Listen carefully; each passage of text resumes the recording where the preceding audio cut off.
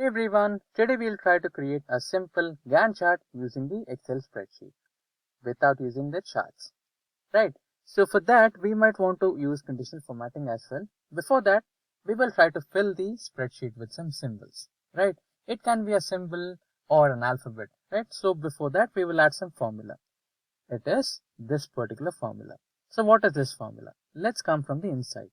Here we have AND function. We are comparing the current date C1 with the start and end day of the project.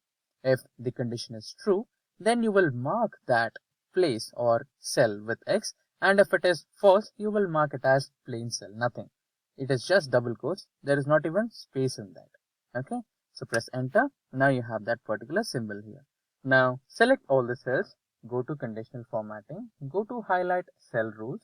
Here select text that contains, and here add alphabet X. Now instead of the default color, go to custom format, and now in the font, go to automatic, select a color which can be blue, right? Now go to fill option and select the same blue color. So remember this particular color you have chosen here, right? So we can also choose something from standard colors. Go to fill option and the same standard color.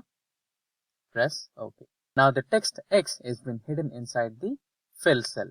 Now you have the Gantt chart. Thank you.